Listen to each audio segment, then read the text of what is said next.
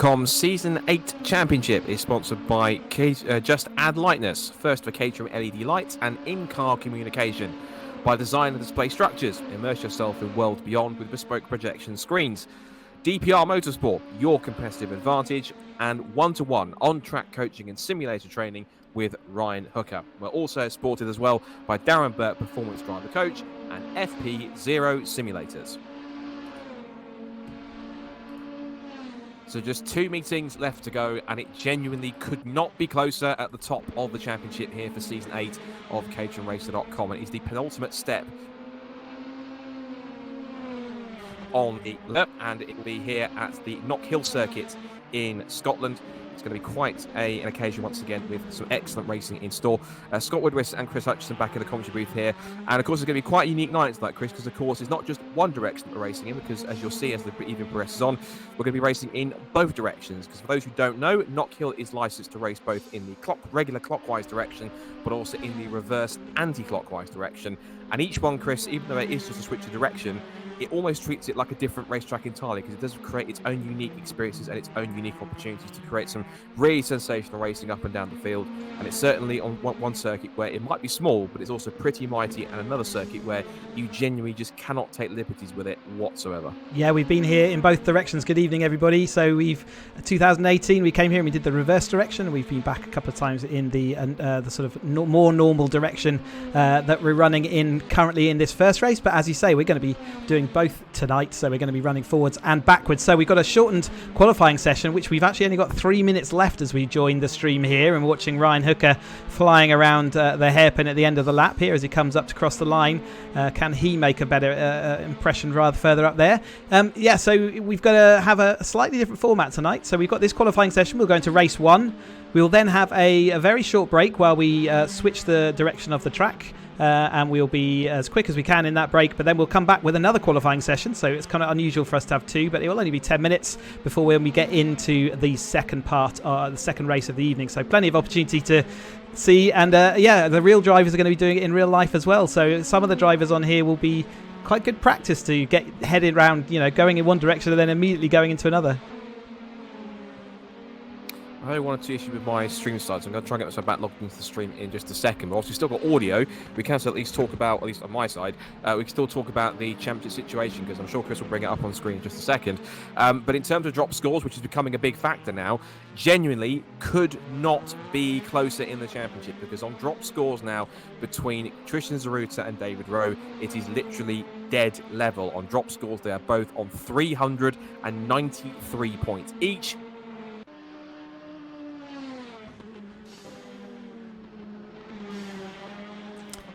Does seem like Scott is having some internet problems this evening, doesn't it? As I will continue on his talk while we do so, but his voice has cut out. So yeah, Christian Szaruta, David Rowe, 393 points each, whilst David Rowe is ahead on sort of normal scores. Yeah, on drop scores they are even. We've got Paul Donkin sort of left alone in the middle of the in the sort of third place, but he can't afford to have any more slip-ups. He's already carrying 2 drop scores, so he cannot afford to not score again. And then we've got James Peters-Ennis, Richard Harwood, Max Haynes and Chris Szaruta all kind of in a battle for that top half of the top 10. So who will come out on top? We are about to find out this evening. Is certainly coming into the absolute closing end of the season. I'm sure Scott will pipe up if he's back in, and maybe if his internet comes back, but at the moment we haven't got him. So yeah, we'll continue to look at this qualifying session. Let's have a look at who's on there on pole position currently in a 55.236. Great lap time that's from Christian Szaruta. We can see him here in the Brawn GP special. And Chris Szaruta currently in second, Tom McEwing third, David Rowe is in fourth. It was actually Ben Maskell who sort of headed the pre-qualifying times with a great time of 55.0. We've not seen one of those be repeated just yet, but a 55.2 is nevertheless a great lap by Christian Szaruta. And with only 44 seconds to go, there's really not much time for these drivers to set any more lap times. Paul Donkin was third, but he's not currently showing on my timing screen. I wonder whether he's having a problem joining this evening or hasn't set his alarm. He certainly can't afford to lose the time, or lose the points, so that's going to cause him some issues in the championship. So yeah, Christian Szaruta on top. He's got this 17 seconds to get back over the line. Can he improve his time, a 55.236 at the moment. He doesn't need to, but it's Chris Szaruta, Tom McEwing and David Rowe now down in 4th place. So that's not going to help his championship a bet, but he's going to get another lap out of this. He's also got a tow from the car in front.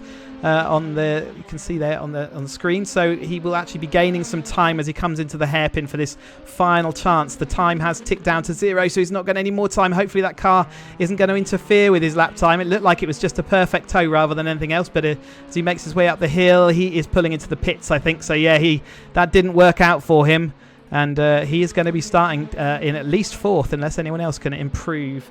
Just before that, you can see on the little map on the bottom right-hand corner of the screen that there's still plenty of cars coming up to that line, looking to cross it. You can see there's a little gaggle here. Jamie Peters-Ennis at the rear of a couple of other cars there. Chris Szaruta, I think, is one of those as they head up over the line. Can anyone improve as we come through on this last lap? It doesn't look like. In fact, yeah, Jamie Peters-Ennis comes up to 7th place, just behind Ryan Fucker, and John Lang shoves one in there right at the dying second to put himself up there, and I heard another fastest lap there as well. So let's have a look at the list. Is that you back, Scott?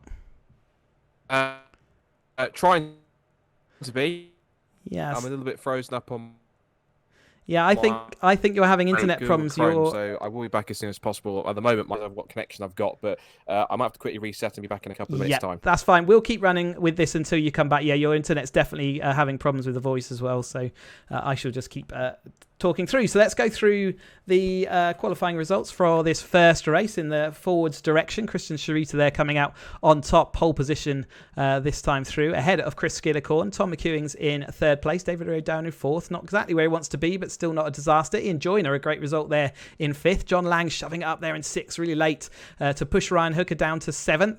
So Ryan back with us this week, so it's great to see him back online, and he's in 7th. James Peters-Ennis put himself up in 9th. Arnell is 9th, and Ben Maskell, that pre-qualifying lap, not quite able to replicate that quite today, but he comes in 10th. We've got Blaine Cresswell coming through 11th, Alan Curtis 12th, Mitchell Costas 13th, Mark Davenport is 14th, Stephen Henderson 15th, Craig Murphy is 16th, 17th is Michael Kuma, and then Paul Donkin wasn't able to join us for that qualifying session. Is this going to be the end of his season by maybe a missed alarm, or maybe other issues got in the way of him being able to join us tonight? As the cars are starting to head to the grid then. Let's get that all out. And let me just get this on the screen for you. You can see the cars now all lining up there, ready for the start of this first race. Crucial first race. Christian Szaruta put himself prime position there at the front of the field, and Chris Szaruta alongside. Then we got Tom McEwing and David Rowe there as well, sort of lining up. John Lang in his purple car also there threatening. So as we count down then into this first race, Christian Szaruta certainly in a prime position. He is, like I said, him and David Rowe still need to sort of continue their position charge into 1st and 2nd. They've taken the majority of the wins this season. I think they got 5 wins apiece out of the 10 rounds. So either one of the two of them has won every single round so far, and they've not been far off the win. If they've, if they haven't taken that win themselves, they've probably been in 2nd or 3rd mostly.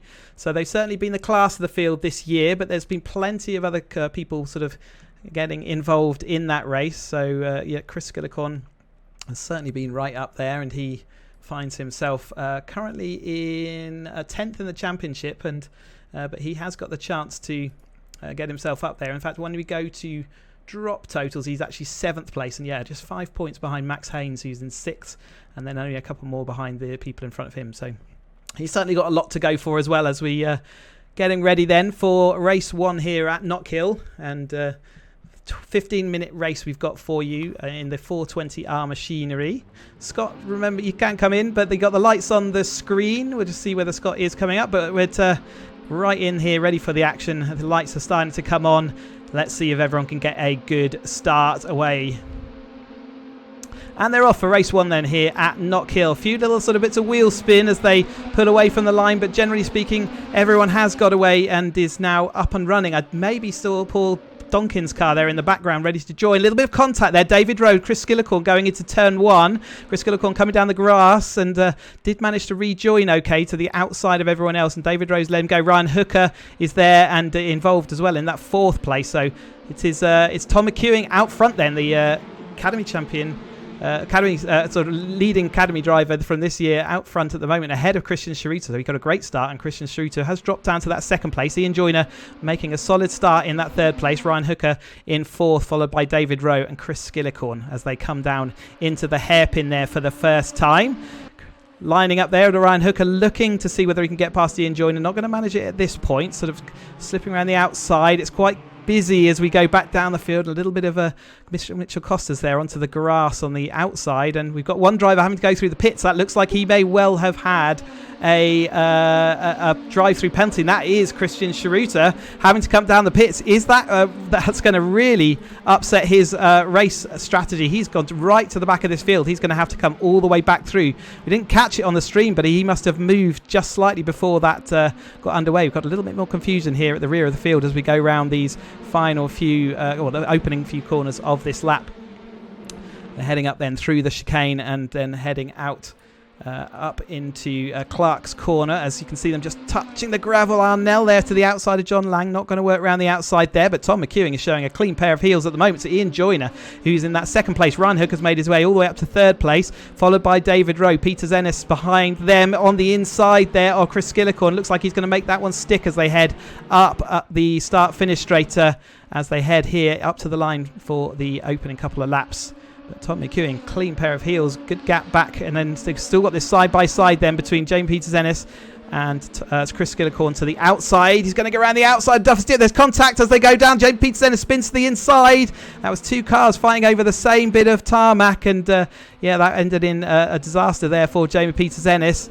And he's going to have to make his way back through the field. Don't forget they have got the 2nd qualifying session tonight, so it's not completely the end of the world if you drop down the field this time. Whereas normally you would start from where you finished. Tonight we've actually got that 2nd qualifying session to recover your way back up through there. Stephen Henderson also dropping down through the order. I wonder what's happened to Stephen Henderson then. Is he being put back in the pits? Maybe he also got a jump start and hadn't served it, which would be what happens. But let's have a check out here out front as we go up. Ryan Hooker still in that 3rd place. Ryan Hooker, a very gratefully received sponsor onto this service, and a big feature now across multiple Caterham paddocks with his race instruction truck that he brings out, and he has multiple instructors at race circuits, all with drivers all enjoying the services, how you can offer them in a great environment at the circuit with a fantastic sort of training pods that he's got, and a good set of results he's had this year with his drivers as well. So thanks very much to Ryan Hooker, and he's currently doing very well out here, thank you very much, in that 3rd place. But it's Tom McEwing and Ian Joyner doing what no one else has been able to do this season so far, and that is be right up there. But having said that, though, Christian Szaruta, you can see he is slicing his way back through the rear of this field. He is side-by-side moment with Mitchell Costas, and he's just got, looks like Arnell just sort of disappearing up in front, but he has managed to move himself from the back of the grid where we saw him coming out that after that penalty up to 9th place then, 2.86 seconds back from Arnell. He's got a lot of work to do just to make it way back over that gap. Can he make it to the front of this grid with only 11 minutes to go? I'll say it's unlikely, and still Mitchell Costas is having a go back and seeing whether he can do anything. We've got a bit of shenanigans. It looked like Steve Arnell and John Lang might have had some issues there into turn 1, and Christian Szaruta will continue that fight up there. Here is Arnell, and he is just chasing down John Lang in front of him. You can see John Lang there in that purple and blue car. Christian Szaruta losing out again, though, to Mitchell Costas. So his fight back is being a bit stalled here at the moment, although he's still got the run round Hislops now and into the Taylor's hairpin for what will be, I think, about the 5th time through this time. So yeah, Mitchell Costas now has been demoted, so he's on the inside there. A nice braking manoeuvre. Can he get their line out? Again, Steve Arnell has dropped right back into the clutches of this group now, so looks like we're going to have more action there as we're heading up here into about the 5th or 6th lap or so. Tom McEwing still out front, though, 4 tenths ahead of Ian Joyner, so Ian Joyner's closing in. We'll have a look back at that battle, I think, because it's looking like it's getting intriguing. So where we saw Tom McEwing disappearing up the road a little bit, he's actually been drawn back in by Ian Joyner with a good set of speed, and whilst he was 0.2 of a second behind, he's not 0.2 behind now. He's got a great run of him as we're coming up into Taylor's hairpin this time through, right on the tail, pulls to the outside, so Tom McEwing holds that inside line. We have seen drivers being able to go around the outside, and he's certainly giving a good go. I think he's going to have to tuck back under, but maybe the undercut is with a slightly wider line is going to give him a bit extra speed at the end of this straight. Tom McEwing coming up will lead over the line this time, and Ryan Hooker is ready to pick up the pieces. David Rowe still in that 4th place. Chris Szaruta in 5th. They tumble down through Duffer's Dip and then into Leslie's, the left-hander, before taking this right-hander of McIntyre's. It's a tight bend. You really got to knock off some speed as you're coming down that through Duffer's Dip and then up into the chicane. How much speed do you dare take through? How much curb do you run? Tom McEwing took a lot of curb and it caused his car to bump and bore as he went over, but it's going to be okay at the moment. He's still holding on as he heads into Clark's again, but Leslie is right on his tail and ready to really make that move stick. Ryan Hooker still not able to make an impression in that 3rd place, even though these two are still battling, so they've clearly got good pace, and McEwing still manages to hold off the fight from behind, although Leslie's now got, Ian Joyner's now got an undercut there. He's got some side-by-side action. He has got the inside for Duffer's Dip this time through. Can he make that stick as we go up the hill? You do lose a bit of pace and momentum over the hill. He's had to pull out of it, so the gradient up the inside there is slightly steeper, and it can mean that you actually lose out a little bit as you go over the top, and he felt better of it than trying to push that too much. He sat back in that 2nd place just for the moment. A little bit back. Christian Szaruta still having to fight with Steve Arnell, but Steve Arnell is only a couple of tenths or so, in fact less than that ahead, so he is under pressure at the moment from Christian. We'll keep an eye on that. In fact, Mitchell Costas got back through against Christian Szaruta, just as I said that, so you can see that on the tower on the left hand side of the screen there as the two places swap. In fact, they continue to swap, and for Mitchell Costas is now slipped back, so I'm not sure what happened to him that time through. As we look now, it's coming into a 3-way battle for the 4-way. In fact, David Rowe is taking that. Little bit of a gap then back to Chris Szaruta, so Skillicorn's losing out very slightly, but David Rowe currently sort of got the best view of everyone as we go on board with David into Duffer's Dip. You can see the ground really sort of falls away from you as you head down over Duffer's Dip. You can't see what's in the compression. You're going to get your speed off as you head into this right-hander here at McIntyre's. You can see the 3 ahead fighting and clipping all those curbs in Caterham. Those curbs are fairly large, and they will upset the car quite a lot as you head through. You can see how much curb you need to take up and through that chicane as you head on up and into Clark's corner again. So David Rowe in that 4th place, which wasn't looking too good, but we are seeing Christian Szaruta struggling to get back through the field. Here he is. He is ahead of Jamie Peters-Ennis, so something may have happened to him, but he's got Steve Arnell still in front of him, and he hasn't managed yet to break that little gap. So yeah, Christian Sharuta's fight back through the field, whilst it was going epically well to start with, has stalled somewhat now as we head into the last 6 minutes of this race. I have returned, by the way. Hello, I have Scott. sound. Basically, Google Chrome decided to have a massive tantrum and just completely lock up, so I managed to solve that. I have sound, but I need vision. So yes, so let's get that sorted for you as we go into here. So let me get I'm going to open a new one for you. So yeah, excuse us while we get this. So you can see a side-by-side David Rowe fighting now with Ian Joyner. So Ian Joyner's lost out to Ryan Hooker whilst I've been looking at this other screen, and I'm just going to get Scott in here. There we go. So hopefully Scott will be able to see once more. I can indeed now. Yep. So just heading Fantastic. out of the final hairpin. So back as if nothing ever happened. Hey. So here we go. So Indeed. for 5.5 minutes to go then, and it looks as though it's been quite an event for whilst I've been away. Open few corners, because of course I can see the fact that Paul Donkin is in pit lane.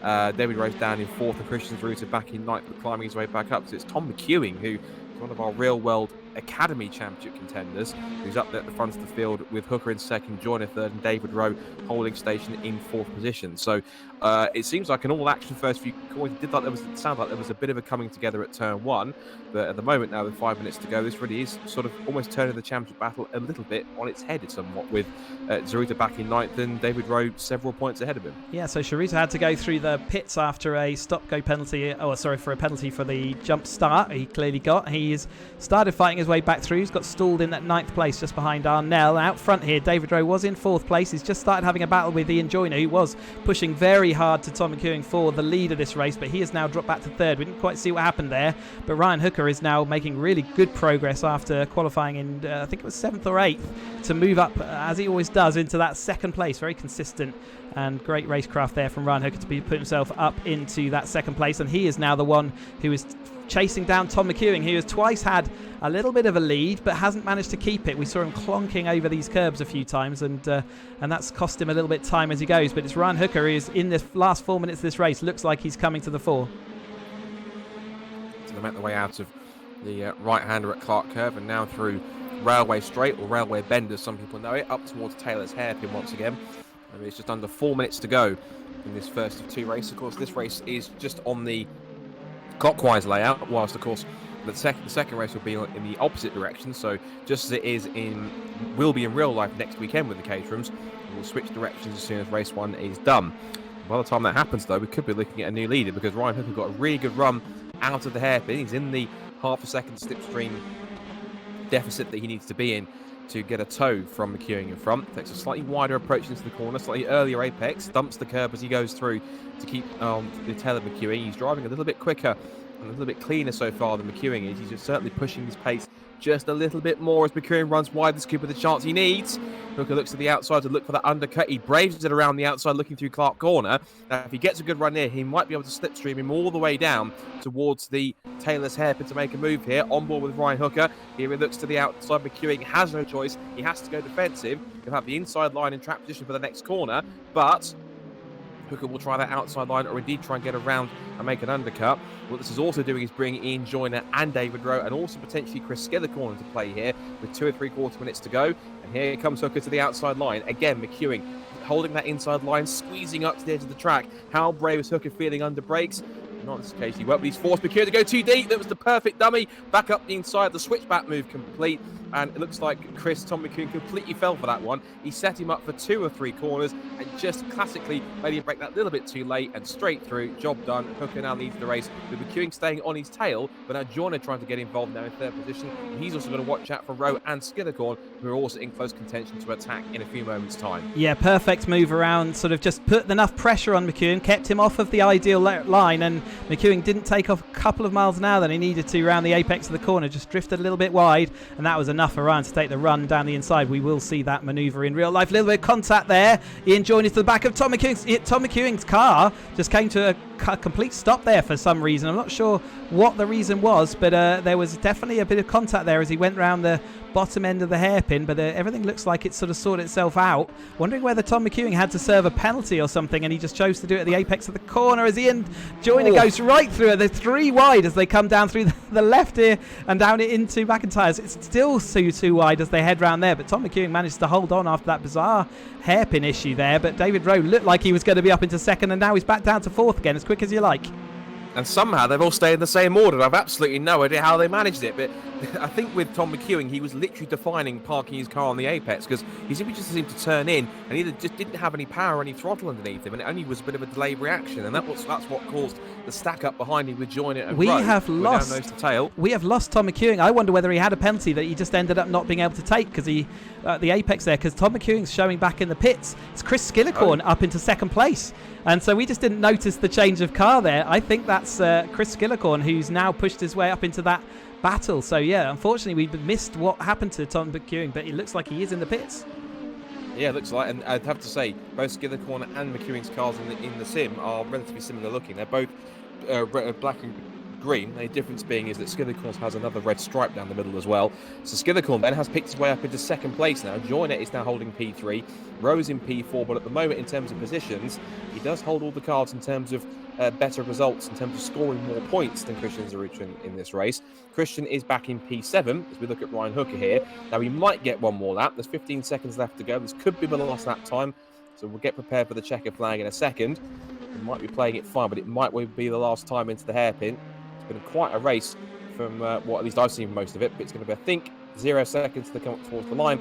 So Ryan Hooker then breaks the domination of the likes of Christian Szaruta and David Rowe, and he takes a rather unexpected but brilliant victory in race 1 around the clockwise direction of Knockhill. It's Chris Szaruta in second place, somehow holding on, and Ian Joyner, after that massive switchback move into turn 1, into Duffers Dip at the start of the final lap, he holds on to P3. David Rowe, crucially, finishes in 4th position, but that's crucial because, of course, with Cresswell 5th, Lang in 6th, and Christian Szaruta, after his jump start penalty, he climbs all the way back up to 7th. So that is essentially quite a bit of damage limitation for Christian to try and pick his way through to get himself a strong top 10 finish. It's Steve Arnell finishing 8th. Jamie Peters-Ennis picks up another decent top 10 with 9th.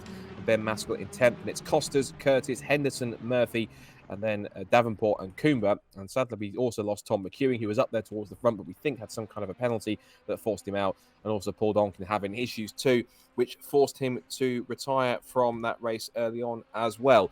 So there's confirmation of the result then. Hooker wins, Skillicorn second, and Ian Joyner third. I bet you didn't think we'd be saying that podium at the start of the race. Not. But it's quite a topsy-turvy one.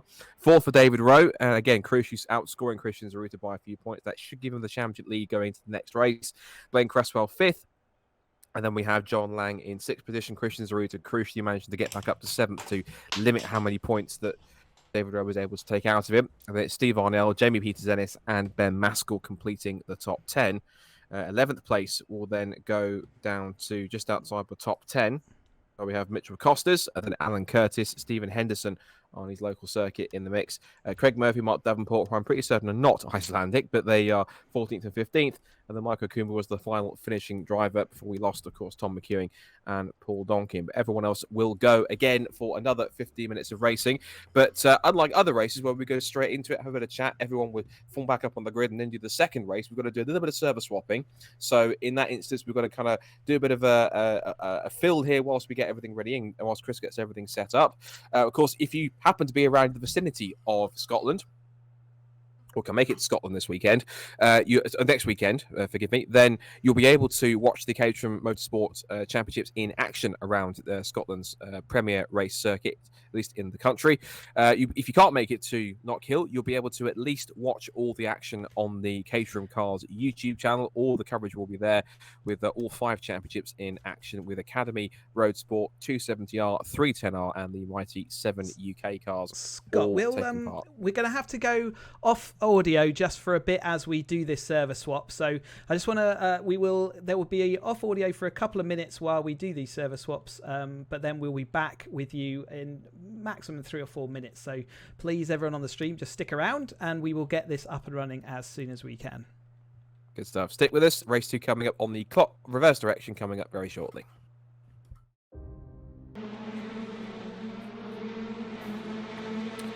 So, as you can see, it is rather busy and congested out there as the cars are heading back out for a 10-minute qualifying session. Already, Christian Szaruta not quite enjoying the reverse layout of Knockhill. He's already had to escape back to the pits. And so someone else was exiting stage left as well. So, as you can see, we have completely changed directions. Instead of it being on the regular clockwise direction that you might see with likes of British touring cars or even BSB race on, instead, we are on the reverse layout, which means that it's a completely different character to the circuit we've just raced. And it also means a completely different direction, completely different driving style in some cases needed, and it will mean a different challenge for over the next 15 minutes of racing, plus the 10-minute qualifying session that we have coming up. So, how are you anticipating this second race possibly playing out, Chris, given what we just experienced in race number 1? I think a telltale sign could be that there are 1 or 2 drivers who aren't quite adapted to this reverse layout just yet because they can't quite find the grip they had on the clockwise layout just a few minutes ago. It's kind of a culture shock to go straight into a qualifying session off of the back of, especially racing a different circuit. They raced all yesterday, so we did pre-qualifying on this reverse direction to try sort of some more contact in the background there to try and give them a chance to practice this circuit before getting here. But yeah, straight into qualifying, and you've got to get yourself right on it. We are going to see this in real life, can't believe it, in just over a week's time at the Knockhill circuit. They were all going to have to get their head in the game pretty quickly. But you can see that Donkin has now joined the server, and he joins his first lap over the line was very quick there to his 55.2.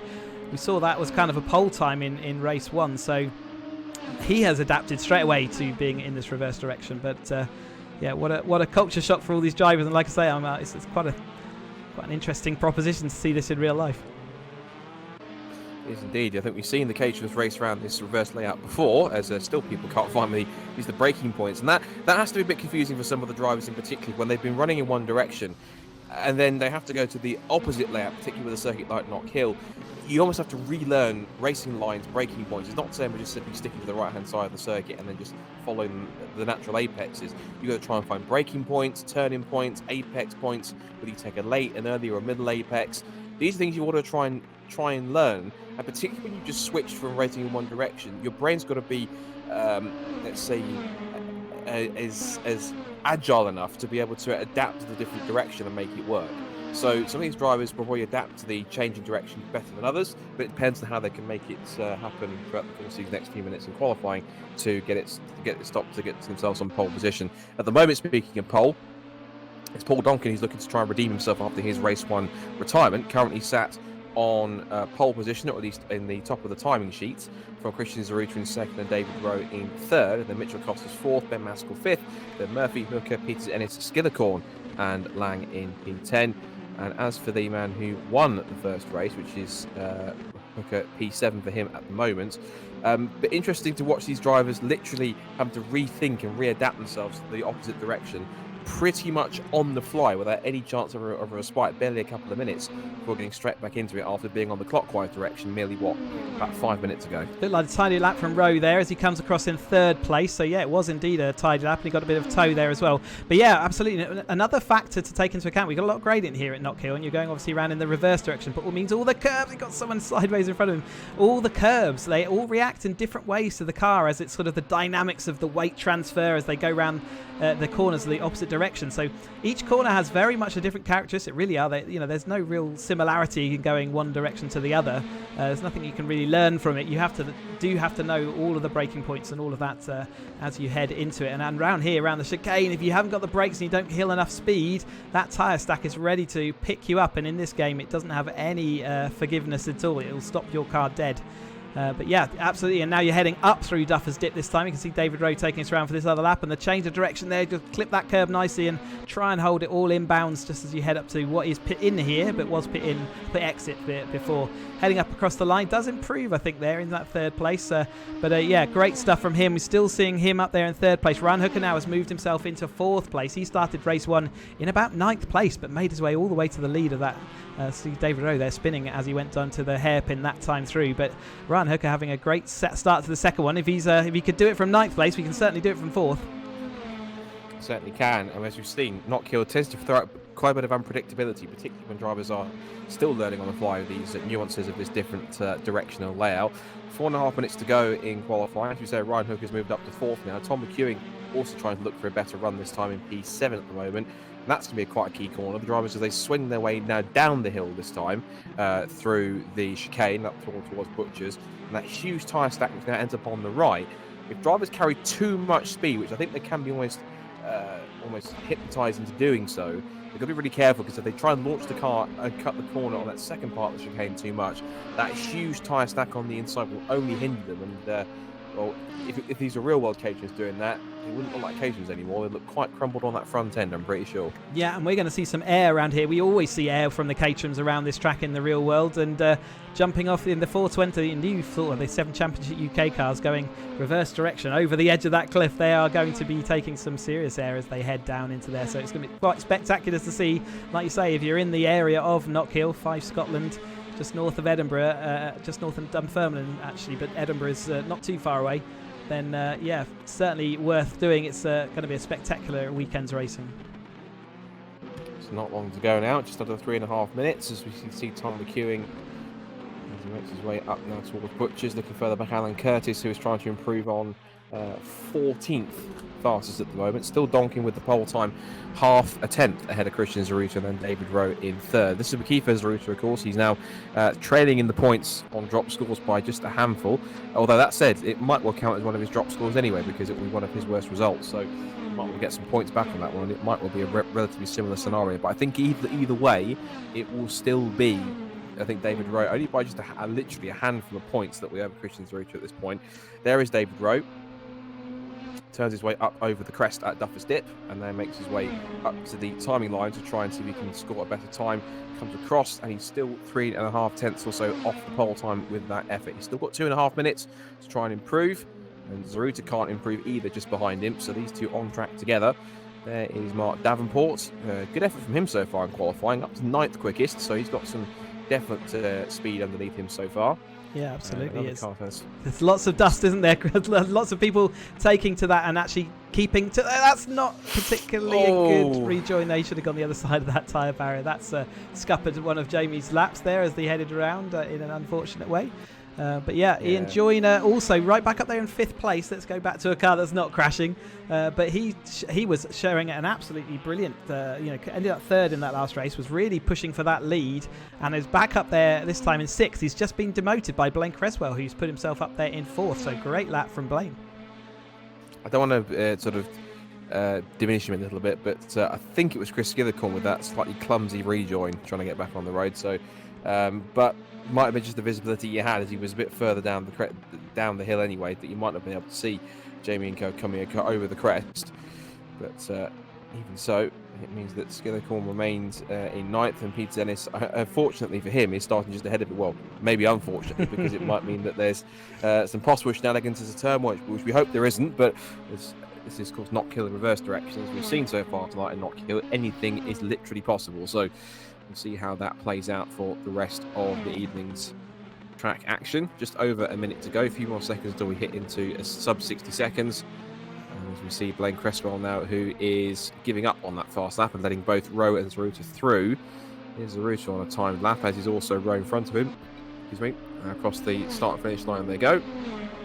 Seeing if Rowe or Szaruta can improve. Rowe really does hug the pit wall there to try and get that one, and Szaruta is still just under a second off the time there. So it looks as though I think that Donkin seems to quite enjoy this direction. Ben Maskell with an effort has put himself up into P3. So Maskell now is 3rd quickest as Szaruta loses the tail, exiting Taylor's hairpin. This time with quite rather a steep climb. It's now a steep drop at the apex to try and make sure that you're not lifting, and that can unsettle the car right on the apex. Because it is, once it's quite a sharp climb when you're going through in the clockwise direction, Chris, with a sharp drop, the car essentially almost like bottoms out or compresses. It leaps down almost like a step. It's where you want to get back on the throttle, Scott, and as you're trying to get on the throttle, the rear end is already sliding around because gravity and the momentum of the car is pushing it down the hill.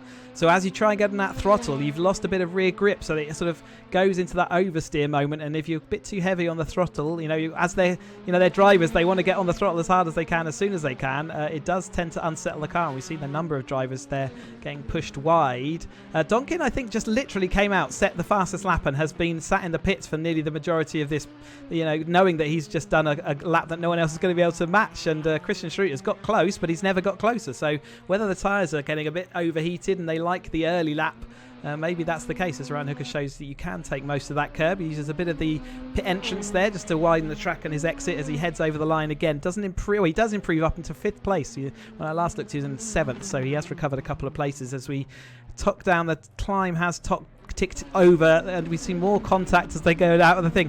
So it has been a messy qualifying session, hasn't it? It's not been tidy by any stretch of the imagination. It hasn't been maybe the tidiest, but it's certainly got the job done in terms of getting the lap times in. So that now means that with qualifying complete, we can now go through the grid for race number 2, this time now on the reverse layout. So Paul Donkin then will start on pole position, just over half a tenth quicker than Christian Szaruta on the front row of the grid. And Christian Szaruta is ahead of Rowe in the grid. We'll get to him in a second. Then it's Ben Maskell with a brilliant run in qualifying, as it is also for Blaine Cresswell. They'll start on the 2nd row together, 3rd and 4th. Then it's David Rowe, who is back in 5th and has work to do. He will need a trouble-free run to get himself up amongst the leaders and to try and get up there with Szaruta to battle him for position as quickly as possible from the 3rd row. Ryan Hooker comes next alongside him in 6th. Then it's Ian Joyner and Mitchell Costas.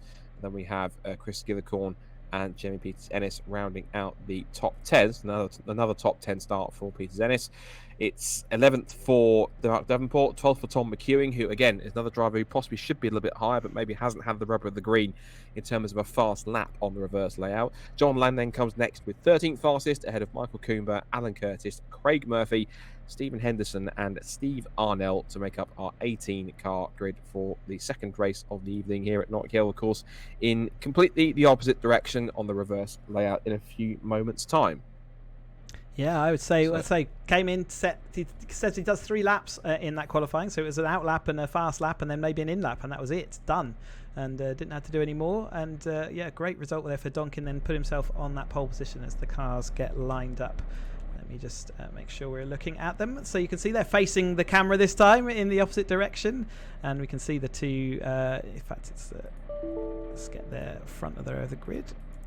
So Ben Maskell in the blue car there next to Christian Szaruta alongside, and then behind we got Mitchell. No, in fact, sorry, I'm looking at the wrong results entirely. So it's Donkin in the blue car alongside Szaruta. Then it's Michael Maskell, and then Cresswell, Rowe, and Hooker is in the 6th place. So again, Joyner just out that 6th place, so 7th place. He's got a bit more to do for back there, but he showed in that first race alongside Ryan Hooker, but they are very capable of coming back through the field, and David Rowe starts 1 place lower than he did in race 1, so that's really not a good start considering that Szaruta starting in 2nd and on the inside of the circuit, I must say. It has got quite a bit of work to do, and it'll be quite interesting to see how that's going to play out. But let's see if it's going to be a potential barnstorm of a race coming up in a few moments' time. Of course, with Paul Donkin on the front row of the grid, he will want to try and get a decent start. Christian Szaruta there, of course, is alongside Ben Maskell on the 2nd row of the grid, but just ahead of them. We've got quite the fireworks on the front row as we get set for our 2nd race of the evening here. Can't see the front row because I think where the camera angle is, we'd expect them to be sort of looking upwards where the pit straight is, but we'll get the lights up on the screen in a second, and we'll see if potentially it could be 2 out of 2 for Ryan Hooker if he can make his way up from what will be at the moment or fifth or 6th on the grid. So getting set for the racing to get underway then. So here comes the lights for race number 2 of the evening. Looks like it is Szaruta and Donkin on the front row there. Donkin on the front row of the grid, thank you. So 6 red lights on the screen. Let's see who wins the sprint down towards this very tricky and treacherous hairpin at Taylor's for turn 1. And racing is underway for race number 2. It's a pretty clean start for everyone so far. John Lang moving around towards the back to try and find track position. And now down towards the hairpin for the first time. Now, can they all get through there safely? It's going to be close. They're 2 and 3 abreast as they turn in, but they just about managed to get on the power. And I think they've just about done it. So all clean, all safe so far. So Donkin leads it as they come through Railway Bend towards Clark Corner for the first time. Szaruta 2nd, Cresswell 3rd, Maskell 4th, and David Rowe's not really had a good start. He's still down in 7th position. Hasn't made up any more places, but he's on the tail of Mitchell Costas trying to pick up P6. He's then come over the chicane, down the hill, and towards Butchers for the first time of asking. So Donkin to lead them through. A bit of contact at the back. Mitchell Costas is the back of that looked like Ryan Hooker. So Hooker's made up a position, and Mitchell Costas has lost out down to P6. Now has Rowe on his tail as he comes over the crest through Duffers Dip and to end the first lap of racing. So Donkin then does indeed lead it then. Szaruta in 2nd, Maskell 3rd. Then it's Cresswell, Hooker, Costas, Rowe, Skillicorn, Joyner and McEwing as David Rowe does make the move up the inside to P6. Inside at the hairpin. That's him up 1 more spot, but of course, whilst he stood there, he needs to make these moves as early as possible because the longer he stays within this sort of just outside the top 5, the better chance that Szaruta has to chase off after Donkin and extend that gap. He's holding on to P6. He needs the cars in front to start battling, which is exactly what Hooker and Cresswell are doing. He can take advantage of that and not get involved in any troubles. It could well work out quite well in the next lap or 2, but he needs to overtake them now rather than get caught up in battles he doesn't need to be involved in. Yeah, absolutely. This is a crucial phase of the race for him. He's managed to get a safe-ish start. When you're deeper in the field, that's not always guaranteed, and there's a lot of movement that goes on around there. Ryan Hooker's also making a movement forward from his 6th place starting position this time through. So yeah, Rowe, he's still on the track. He's where he needs to be, which is facing the right way and in the pack. But Christian Szaruta is definitely flying away with Paul Donkin out front at the moment as we see this chasing group just all fanning out a little bit. David Rowe late on the brakes. He's locked the rears there. Is he going to make it round that corner? He did make it round, but he didn't make any. Mitchell Costas, I think, had to do a bit of avoiding action there. It was looking all for likely like there was going to be contact there into the hairpin. So as they come through the rest of the remaining lap, and up towards lap number 3 now. So Rowe now holding on to P6. He's still got Cresswell to try and pick up. Oh, Szaruta was a bit wide there through the chicane. As you saw, Maskell using all of the curb on the inside to try and fly his way down the hill. And the spits of flames they turn into the left-hander. Kind of worked for Maskell, that, didn't it? He closed the whole curb, but actually it made the car sort of dance for him. Yeah, that time didn't work so well for him. In fact, it's speared him into the pit lane. He just manages to get back before the pit lane wall there. That would have been quite scary. And if he'd gone down the pit lane, he'd have been on the limiter all the way through there. That would be the end of his race. It would have done. It would have been... first time lucky, second time not so much on that corner. He'll learn not to do that again, particularly now it's cost him third place for the moment from Ryan Hooker, but Maskell gets a better toe off the exit of Taylor's, better traction and pulls himself alongside. That was a bit cheeky. I think it was a bit of a lack of knowing that Hooker was still alongside him, as that now puts Maskell holding on to third place. He's all over the road a little bit trying to find his line. He just about gets it back together again and tries to get the power on. Meanwhile, David Rowe is in the worst place he could be, which is under threat from Costas behind. It's going to be a big sort out going through the chicane. Everyone bunches back up together again with Maskell currently the cork in the bottle in third place. He's got Hooker and then Cresswell diving up the inside to try and make it into McIntyre's. Now out through the right-hander at Leslie's, climbing up the hill now onto the Duffers Dip. Does he cut the curb this time again? He does it again, and even more extreme. And that's David Rowe making contact in the background. That was him, I think, in play. Cresswell getting involved. Both of them down the order, and just as Christian Szaruta hit trouble in race number 1, the worst possible scenario for David Rowe, and we said it. Don't call it commentator's curse because he got himself involved. David Rowe did not need to get involved in battles like that.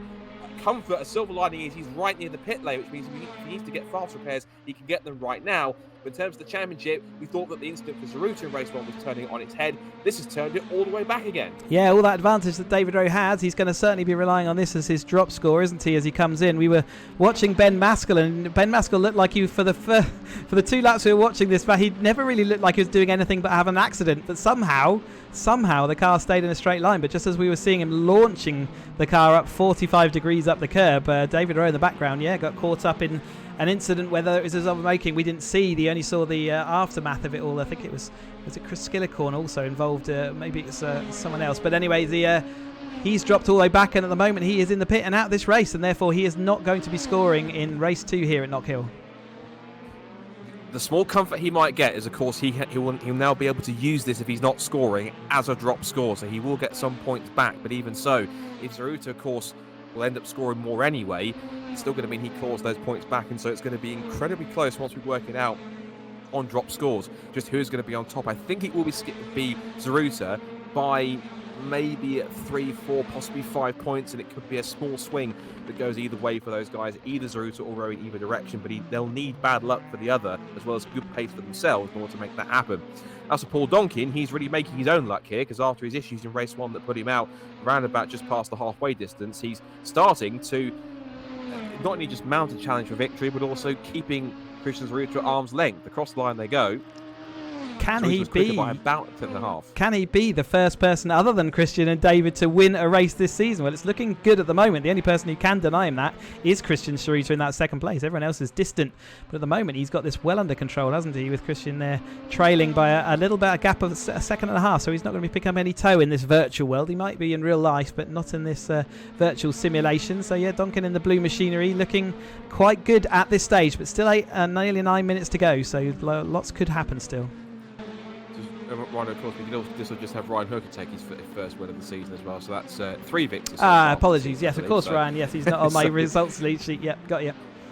You might say he might remind you of that once he hears that one back. Yeah. But there is Ryan. In fact, 4th position, just behind Ben Maskell, 1 place off the podium. So it could be in course for a 1st and a 3rd if results play out that way. And Maskell still determined to use all the road and all of the road and everything off it. So launching himself over this curve. I thought he'd learnt his lesson after just almost get it into the pit wall a few laps ago, but clearly he wants to keep using as much of the track as he can and everything outside it.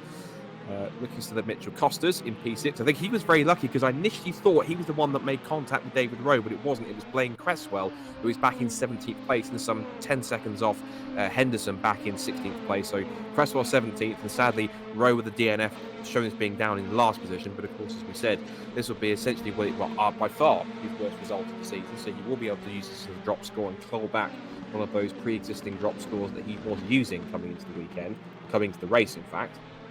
But Paul Donkin then, the gap was coming down to 1.4 seconds as you see Mitchell Costas trying to join the Caterham flying squad this time by putting himself on 2 wheels, and a bit of a shaky exit there from Chris Skillicorn. He's now under pressure again from both John Lang and looks like Alan Curtis. Is he enjoying it? It's Ian Joyner. So it's Joyner, forgive me. Sorry, yes, you're right.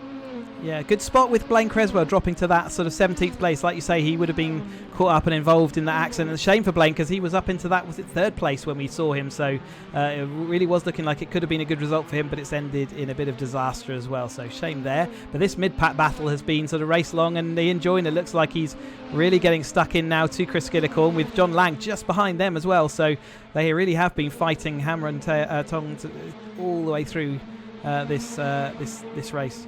Chris could have gone a little bit wide. Has gone wide. He might get the opportunity for Jordan to sneak up the inside. It's never wise to go side by side into this chicane. They tried it, and thankfully Skillicorn managed to come out on top. And Lang is all over him as they come over the crest. He gets sideways again off of Butchers, and now in towards the left-hander at McIntyre's. Lang trying to force his way through. Jordan shuts the door and holds on as he go up the hill through Leslie's and through what is Duffer's Dip in the other direction. Now onto the pit straight again, hugging the pit walls, keeping to the right-hand side on the racing line, bringing all the way back across it. In the opposite direction, I've seen drivers go, there's a bit of a crest or a hump midway through, so you have to stick to the inside line on the opposite direction in order to get the cleanest and shallowest run up the hill rather than being too steep. So I've seen drivers use that bit of a bumper just to go over that crest as well, that makes the car quite light, whereas here in Knockhill it's more of a simple kind of keep the car off the right-hand side, let the car just naturally use the momentum of gravity along with the power you've got underneath you to be able to pull yourself down and get a good momentum down towards the hairpin. Oh, that's Szaruta! Christian Szaruta with a spin up at the chicane. So both the championship contenders hitting strife. That's Christian Szaruta down to 9th. Now then, I don't think David Rowe's worst result before this was anything below maybe, 7th or 8th position. If that's the case, and Christian Szaruta can't get back in the next 5.5 minutes up with, let's say, a top 5 or a top 4, top 3 position, maybe it could be a saving grace for David Rowe. We thought possibly it could be Christian Zaruta's advantage going into the final round at Snetterton, at Silverstone, or Spa-Francorchamps, get my circuit right. However, that spin for Szaruta up the chicane once again blows it wide open between the top two, and you can see getting sideways on the exit. That is just frustration on Zaruta's part because he knows it's a careless mistake he didn't need to make.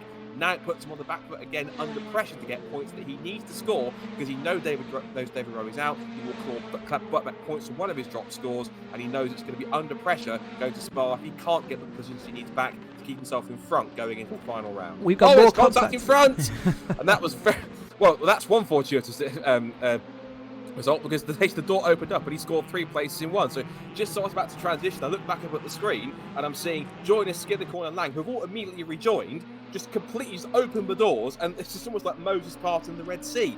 Past all 3 of them whilst they're having their own accident. And just like that, they've gone from 9th to 6th in one move.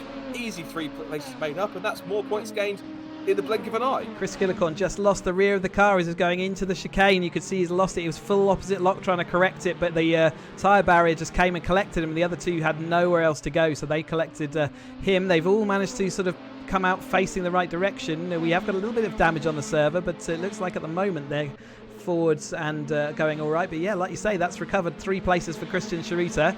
I still think this might end up being a drop score, such as the performance been for him and David Rowe. We might end up coming out of here with pretty much the same score line that we came in. That's Alan Curtis doing the same thing but going the other side of the tyre stack. So Arnell does make a move on him and makes a place up just in these latter stages. Only 3.5 minutes of this race to go. Chris Skillicorn fighting with John Lang as they go up the hill, and Chris Skillicorn's the one most likely to have some damage on that car.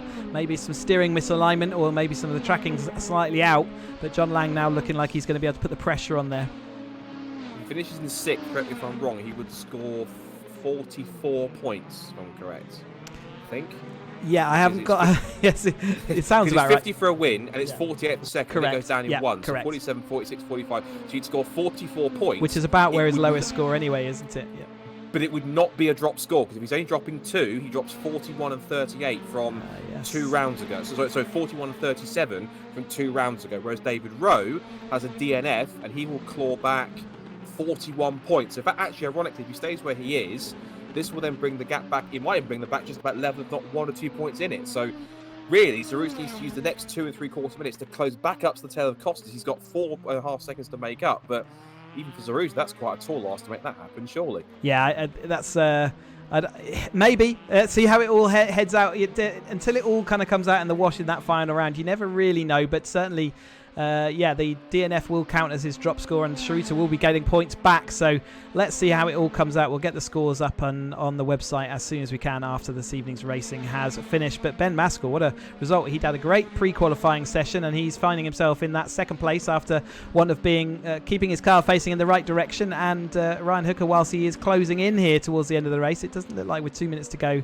he's going to have the opportunity to catch up. And then Ryan Hooker, another very safe pair of hands as he heads through the field up here into third place at the moment. He's only got Tom McEwen behind, who's again had a good race through to come back up in here to the top 4. He's just kept it nice and tidy. And Mitchell Costa's another one who's just kept everything sort of facing in the right direction. He's kind of defended from that battle Ian Joyner, John Lang that we saw earlier, and Chris Skillicorn, and now he's sort of sitting there quite nicely in that 5th place. I think it's safe to say that coming to this evening, I don't think these are the top 3s that we were at all anticipating, given what was at stake with the championship and the drivers that were in the mix. Of course, with Szaruta and Rowe, we expected to be up there and as their usual typical form, to be up there picking up podiums and race victories. But the fact we're going to have 2 more new race winners tonight for the season in, at the moment, Ryan Hooker, and providing get the job done in the next minute and 15 seconds or so, Paul Donkin, means it's been quite an extraordinary evening, and it really has thrown up quite a difference in the field on this double sort of super evening of racing. Of course, we've had the 2 different layouts that we've run, and it has brought both races have had a different complexion based on what's been happening with the championship contenders, who's been towards the front, who's kept their noses out of trouble. It really has brought us quite one of the more memorable evenings that we've had, not just this season, but I think in recent seasons, because I've not known neither of caterhamracer.com action on the server here that's been, I think, quite as bizarre, I think is the word to use, than this one here at Knockhill. Frantic would be another term that I would cause, and like I say, trying to get the head in the game for this reverse direction. The one person who absolutely nailed that was Paul Donkin. He set out that, did 3 laps in quali, set a pole lap that no one else could beat, and he is absolutely flown around the rest of this, and no one could touch him. He's 20 seconds to go. We're going to be tight as to whether he's got one more lap or if this is the last one. He's got a little bit of time behind him, but I think he might well get another lap out of this. So going nearly onto that final lap, but he will have one more circuit, 1.3 miles of Knockhill to go as he does start now onto that final lap then. So one more time for Paul Donkin on the reverse layout here at Knockhill, back down towards Taylor's Head. I think Ben Maskell will certainly be quite happy with the second place, provided he can get the job done. And also Ryan Hooker will complement his race 1 victory with another podium finish in 3rd. Christian Szaruta, meanwhile, has been edging up towards Mitchell Costas, but the gap is just too much. You look at the gap now, it has come down from what it was. It was about 4.5 seconds. It's down to 3.6. He has been chipping away by a couple of tenths, but as we know, with the short time frame that he had, couple of tenths a lap was never going to be enough, so he'll have to settle for what would have been the 44 points for his overall score for 6th, but of course this won't count as one of his drop scores because he has had worse scores throughout the season, so the 44 points will count towards his final total, whereas I'm certain David Rowe will get points back. Of course, we'll get 41 points back for this result, so as if he finished back in 9th in this race if he did. Meanwhile, Paul Donkin will weave with delight, and rightfully so. What a drive from the front row of the grid and from pole position, thanks to his front row spot in qualifying. It's Paul Donkin with victory in race 2 on the reverse layout of Knockhill. 2nd for Ben Maskell, 3rd for Ryan Hooker, and then Tom McEwen does make the flag this time in 4th ahead of Mitchell Costas. Christian Szaruta, though, will be ruining that mistake. He will be ruining a lost chance to definitively take the championship lead going into the final round at Spa-Francorchamps in a few weeks' time. P6 is what he can manage, and it will have to count as one of his scores towards the end of the total. It will not be a drop score. Ian's joined us 7th, John Lang 8th, Chris Skillicorn 9th, and then Alan Curtis rounds out the top 10 ahead of Arnell, Peters-Ennis and Coomber. And it's Henderson and Davenport with a sprint to a line. Henderson beats Davenport for the flag. And then it's for Henderson, that was a back marker, I think. Davenport, possibly Murphy going past there, that was a couple of laps down. And then Blaine Cresswell does manage to get another place back up to 16th. Well, of course, the most important thing is David Rowe with a DNF. As we mentioned, he will use that as one of his drop scores and will gain back what would have been his lowest drop score, which is 41 points in the end. So, Donkin then becomes another race winner in caterhamracer.com this season for Season 8. And he, of course, wins by 5.1 seconds. Quite the drive it was, particularly once the pressure was off when Szaruta had his spin. Then it's Maskell in 2nd and Hooker in 3rd. That's a good night for Hooker, some good points for him, and a good evening's racing all round with the results he had. 4th for Tom McEwen, 5th for Mitchell Costas. Then it's Christian Szaruta 6th. From Ian Joyner, John Lang, Chris Skillicorn and Alan Curtis rounding out the top 10 from that result. And then flicking down to 11th place onwards, we have Steve Arnell 12th. Jamie Peters-Ennis will have hoped for a better night tonight, but has to settle for 12th, and he wants to try and rebound. I think he's never really been a fan of the 420R cars, but he might well possibly prefer the car, whichever car we choose for Spa, because of course we're allowing the drivers to choose the car they want, which is always a dangerous thing, giving drivers choice. And then we have Michael Comber 13th, with Stephen Henderson, Mark Davenport, Blaine Cresswell, who recovered after the spin with David Rowe, and then Craig Murphy. And of course, for Rowe, a DNF after the contact with Cresswell, which meant he had to retire after just 3 laps completed. So I think the phrase title battle turned on its head and then sort of back the right way again is the best way to describe that night, where both of the championship contenders hit issues. Szaruta more than once, of course. He hit issues in both races, the jump start in race 1 and then the spin in race 2, which cost him what could have been some really solid points, and 48 points to claw back on David Rowe's 41. He would have definitively been in the championship lead by about, I'm sure, 4 or 5, maybe 6 points by that margin. But as for David Rowe, of course, an important DNF for him too. So this has been quite topsy-turvy for the 2 championship contenders. What it has done is put the limelight on 2 more drivers, Ryan Hooker and Paul Donkin, who took the advantages, grabbed them by the scruff of the neck, took them to the full, and got their first race victory of the season. Now that's quite important to see 2 new race winners, regardless of the circumstances and how they got them. Taken all the way to the 6th round to get it, but we got 2 at once. And yeah, Ryan Hooker, Chris Skillicorn, and Paul Donkin taking those wins. But we've seen plenty of mixed up, podiums this time out. So yeah, pretty incredible to see. And I think we'll try and grab the podiums from each race. That'll give us a few extra and different names if they're willing to come and talk to us, but we can always try and do that. So let's start with 3rd place from that first race, and let's see whether we can get Ian Joyner in here with us. Ian Joyner, have you got us in the commentary box? Hello, Ian. Hello. How did I? You with us? I am, yeah. Did you bring me in? Yeah, I brought you in. Yes, you get dragged in when you get a podium, Ian, and you certainly got one of those in first race. What a really well controlled race 1 to take that podium. Thank you very much. Yeah, distant memory race 1 now. Going the other direction. Indeedy. So you looked like you were going to get up there in race 2 as well, but it hasn't never kind of worked out. You got caught out in a couple of issues and just never quite managed to make the same thing in the race 2. But race 1, you must be pretty happy with that. Yeah, definitely best result of the season. I don't know, just seemed to have reasonable pace, better on the normal layout. Had a really good race. Just went a little wide somewhere. I think Tom had a great drive in front, and then I think Ryan got through, and me and Tom had a just avoiding each other really. But yeah, great race. It was really, really good fun. The opening laps, you looked like you were even going to take that lead away. It was a great battle that you were having with him. So yeah, more and long may that continue, I guess. Yeah, sure. Yeah, it's brilliant driving by Tom. Great defending. Wasn't an awful lot I could do, but yeah, it's just nice to be on the pace. I think the 420 sequential box maybe works a bit better for me. So you'll have to put your vote in for that in the next round, which we haven't decided the car type for yet, but you can certainly put that forward. Yeah, sounds good. Or the Cayman.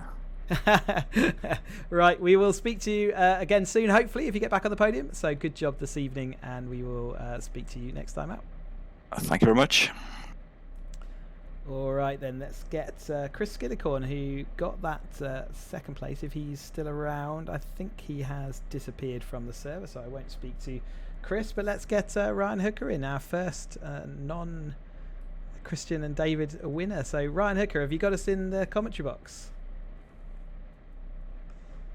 Chris, yep, I made it. Excellent. So I made it tonight, and you made it worthwhile because both races extremely well controlled and really well deserved win in that opening 1. I think you're the first person other than David and Christian to win a race this season.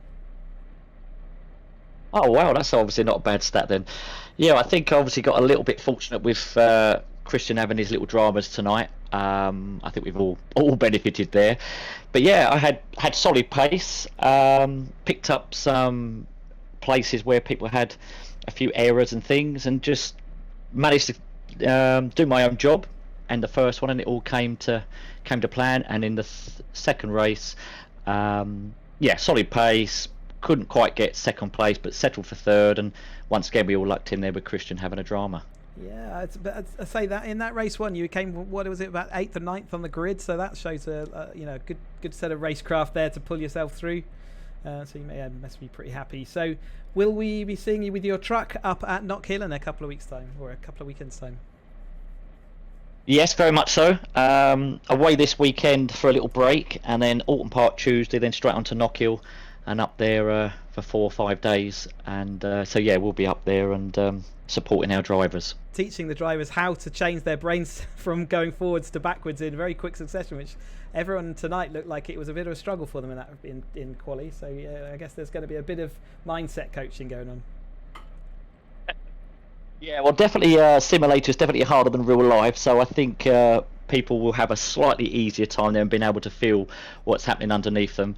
But yeah, hopefully we'll give them some good pointers to just do some fine tuning. I wish you all the best, and we'll see you there. Thank you. Look forward to it. All right then. So let's see whether we can get Ben Maskell. We finished second in that second race. He's showing us not having audio. So Ben, I don't know if you've got audio in there. If you've got us in the commentary box, I'll give him a couple of seconds. He has come on to audio. Ben, have you got us in the commentary box? Not hearing anything from Ben right now. Ooh. Can you hear me? We got you, Ben. Yes. So race 2. Let's concentrate on race 2 for you, because it's certainly better than race 1, wasn't it? But second place. What a result. Yeah, good. I don't get on with it in the right direction. Obviously, much better in the wrong direction. But the car didn't feel the same as it did in practice, to be fair. But interesting. I think a lot of people were feeling the kind of same around that, because there was a bit of scrambling in both qualifying sessions, actually. 10 minutes doesn't give you very long, does it? But race 2, you certainly managed the situation all around you and pulled through nicely. Yeah. Like I say, I seem to prefer it in the reverse direction. I don't really know why. I just can't get to grips with it in the right direction. Yeah, there you go. I guess, though, second place, got to be pretty happy and ready for the final round of the season. Yeah, very happy. And hopefully I can partake in the final, but we'll have to see how my work is. Fingers crossed. It'd be good to see you. No worries. Cheers, mate. All right, then. Do we have a Donkin left? I think we do. So let me grab a Paul Donkin in here. Paul, have you got us in the commentary box? I have indeed, boys. You're right. Hey, excellent. Well done, I would say. I was going to award you the first person to have won other than David and Christian, but actually I forgot that Ryan Hooker did that just before you in race 1. But yeah, great result in that race 2. And why weren't you here on race 1? Yeah, so I mean, race 1, I had some technical issues. So I missed quali, obviously, race 1. The computer just wouldn't fire up, needed updates. It didn't need yesterday, and so on. So it was a bit of an issue. But race 2 made up for it. And I did think there wasn't going to be another qualifying session. So to get that in and get the pole and then just leads, that was mega. Not only that, you did 1 lap in quali and just set a time that no one else could beat. Yeah, I did a bit of practice, so clockwise felt alright, but anti-clockwise immediately I just felt really good. So managed to replicate that in quali and then get pole, so I was really happy. Yeah, really good result, and say disappeared, didn't really have a challenger in that race too. I know Christian was there or thereabouts, but he was always behind, and he obviously pushed too hard and he came off worst. Yeah, I'm not sure what happened to him. I mean, I'll be honest, from the start I was absolutely on the limit and managed to gap him 2/10 here and there. Then I kind of backed off a bit and then he was catching me, so I thought I need to get back on it, and it was literally like qualifying laps every lap, and then suddenly I think the gap to him went from like 2 seconds to a lot more, so I'm not sure what happened. Indeed, he went down to about 9th place, fought his way back to 6th after the others came through. But yeah, so I think he was just pushing too hard to try and keep up with someone who's clearly on form tonight. So hopefully we'll see you back on that same form in our final round when we go to Spa in about just under a month. Yeah, thanks guys. Yeah, I will see you then. Thank you. Cheers, Paul. So there you go, Scott. Kind of a whole mixed bag of sort of people there, and you know, it's nice to hear those different voices. They're not necessarily used to being in the commentary box, but yeah, it's good to hear them on the stream and hear how their races went. Yeah, great to hear from our two new race winners, and they seem to be pretty pleased with their evening's work, as I'm sure they should be. But of course, what it now does mean, the other thing in the room is, of course, is that it now sets up quite a thrilling championship showdown at one of the best circuits in the world. Circuit des Spa-Francorchamps awaits the drivers now in just a few weeks' time at the beginning of October. It's going to be quite the race for the championship. It's either going to be one of two drivers. It's either going to be David Rowe or Christian Szaruta. Which is going to take it? It will simply determine on what the points total is and what the gap is on drop scores between the two drivers is, and then essentially I'm sure it'll be a case of who can outperform the other and get the better scores. It's going to be quite the race that we're going to have. Of course, the choice of car is going to be down to a driver vote, so we'll either have the Academy car, the 310R, or the 420R, depending on what wins the vote from that race. And of course, on October 4th is when we crown our Season 8 champion. It's quite crazy to think that we've been going now for must be 2.5 years now. And we've had 8 series/championships competing in caterhamracer.com. We're coming up to the conclusion of Season 8. I'm sure there'll be some kind of a winter series going in for Season 9 that's in the works already. But until then, we still have the title to settle between the two. And I'm certain it's going to be quite an exciting spectacle all the way until the last checkered flag drops. We can officially crown our champion from one of two drivers. Chris, final thoughts on that? It's been quite a slugfest between the top two, of course. This was a night where they both made mistakes they really couldn't afford to make, as we said at the top of the broadcast. And that means now not only is it sort of not great for them in terms of trying to find an advantage on one over the other, or a definitive advantage, but it is great for everyone else, particularly us as commentators and everyone else watching, because it means we do get a thrilling championship conclusion at genuinely one of the premier venues in motorsport. Spa-Francorchamps will be the title decider, and I think it's safe to say I cannot wait for that one. It's going to be explosive, it's going to be exciting, it's going to be tense, going to Belgium for the final time. We will need to get our spreadsheets out, Scott, so that we are ready to call the winner as they come across the line. It's never an easy job, and normally you can't do it until the very last race of the season, so that does look like it's going to come down to the last race at Spa as well for the definitive result, and we will, like I say, manage to get our spreadsheets out. But in the meantime, ahead of that, we have got the actual live Caterham season that we've done. So we've just obviously done Knockhill on our servers, but in the 17th and 18th of September, so not this coming weekend, but the weekend following, we will be at Knockhead doing this for real. We're calling it a Superheader, where we will race forwards in one day, and then we'll face a reverse in the following day, just like we've done this evening, and that will be an exciting thing. So if you are in Scotland, if you're in the area, or if you even just fancy travelling to this fantastic area of the country, up and just say north of Dunfermline in the hills, it's a brilliant track to come and watch at if you want to join us there for real. 17th of 18th September, great to see you. Will do, and as I say, you can watch it all on the live stream too on the Caterham Cars YouTube channel as well if you want to catch all the action. All the championships will be competing TR, 310R and the 7 UK Championship as well, 17th and 18th of September.